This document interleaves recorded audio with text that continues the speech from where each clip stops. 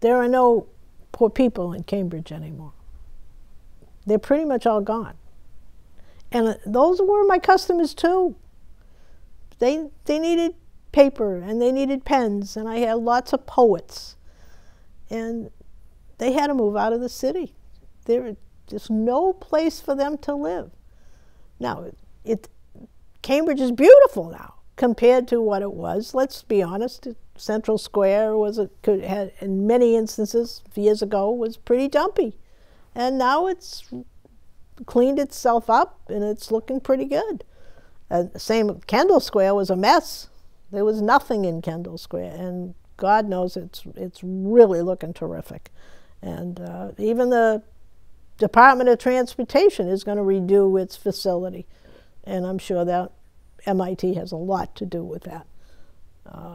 So it has a lot of pluses, and the river is beautiful, but the poor people and the working class people, they cannot live on the apartments by the river, and that's sad. That's sad, because you got a whole you have generations of families with history in Cambridge, and they had to move out.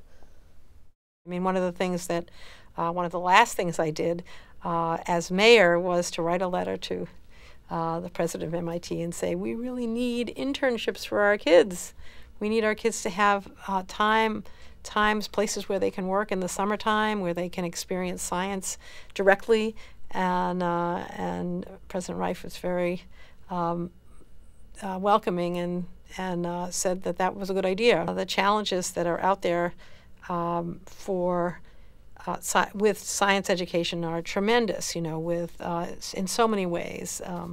But for us in Cambridge, where all the jobs, so many of the great jobs are in Kendall Square and in science and technology and engineering, arts and math, STEAM, we really have to work together to make sure that kids have a ladder, a roadmap, whatever analogy you want to use, a metaphor, for them to be able to feel very empowered over being able to get jobs in those really important fields.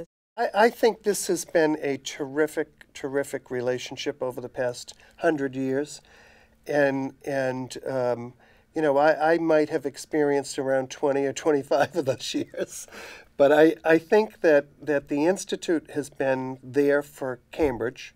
I think that obviously the impact on our economy, I think on jobs in this community, on education, I think those are all very, very positive things for this community.